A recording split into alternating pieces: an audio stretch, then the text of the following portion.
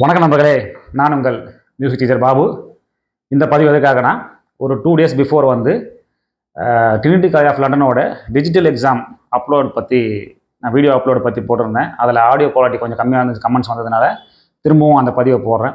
என்னென்னா அது எமர்ஜென்சி அப்படின்றதுனால நான் உடனே அதை ஆன் த ஸ்பாட்லேருந்து எடுத்து போடுறதுனால ஆடியோ குவாலிட்டி பற்றி கவனிக்க முடியல. பட் இப்போ மறுபடியும் சொல்கிறேங்க.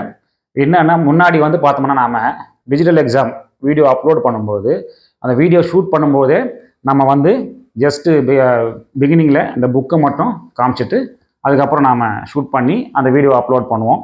அது சப்மிட்டபிள் போர்ட்டில் இருந்ததுங்க. இப்போ ட்ரினிட்டியோட வெப்சைட்லேயே ட்ரினிட்டி அப்படின்ற போர்ட்டலுக்கு மாறி இருக்கிறதுனால அப்டேட் பண்ணி வந்திருக்குது.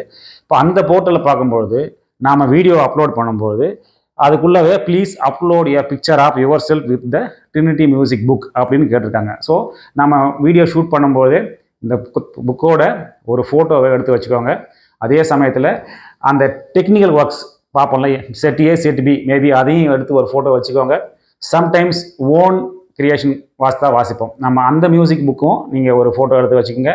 சில டைம் டெக்னிக்கல் ஒர்க்ஸ் பண்ணாமல் ரெப்பர்டராக பண்ணுவாங்க. இப்போ மேபி ஒரு 3 சாங்கு ப்ளஸ் இன்னொரு சாங்கும் பண்ணலாம். அந்த ஆப்ஷன் வரும்போது அந்த 4வது சாங்கோட புத்தகத்தையும் நீங்கள் சேர்த்து ஒரு ஃபோட்டோ சேஃப் அண்ட் சைடு எடுத்து வச்சுக்கோங்க.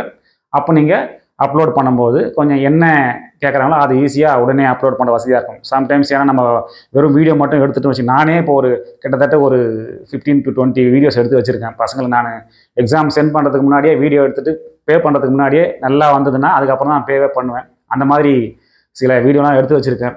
அதெல்லாம் இப்போது நான் ஃபோட்டோ எடுக்கலை, மேபி அதை ஸ்க்ரீன்ஷாட் தான் பண்ணி எடுக்கணும்னு நினைக்கிறேன்.